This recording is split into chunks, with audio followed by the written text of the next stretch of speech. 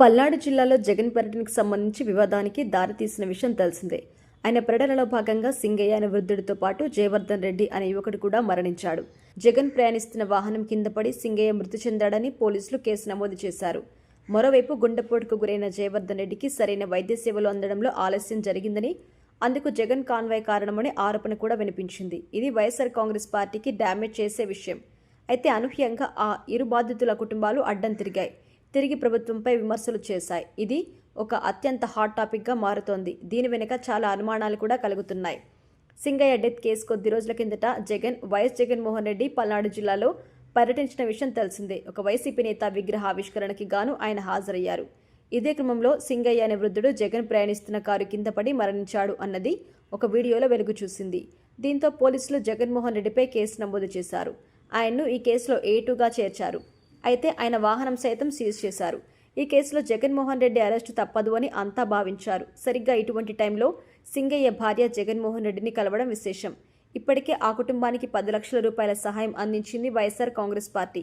ఇప్పుడు ఆయన భార్య నేరుగా జగన్మోహన్ రెడ్డికి వచ్చి కృతజ్ఞతలు కూడా తెలిపారు. తన భర్త మృతిపై అనుమానాలు వ్యక్తం చేశారు. అందరిలోనూ ఒక రకమైన ఉత్కంఠ పెంచారు. అయితే సింగయ్య భార్య నేరుగా లోకేష్ ప్రస్తావన తీసుకురావడం వెనుక చాలా అనుమానాలు వినిపిస్తున్నాయి. ప్రమాదం తర్వాత తన భర్త సింగయ్య మాట్లాడారని, తన పేరుతో పాటు ఊరు, కుటుంబ సభ్యుల వివరాలు కూడా చెప్పారని ఆమె చెబుతున్నారు. అంబులెన్స్లో ఏదో జరిగిందని మాత్రం అనుమానిస్తున్నారు. అంతటితో ఆగని ఆమె సంచలన ఆరోపణ చేశారు.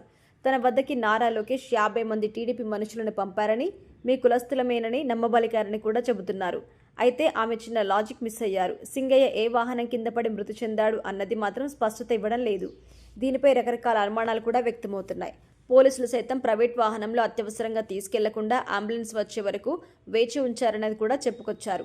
వాస్తవానికి సింగయ్య జగన్మోహన్ రెడ్డి ప్రయాణిస్తున్న వాహనం కింద పడి మృతి చెందాడు అన్న విషయం ఆయన భార్య చెప్పడం లేదు.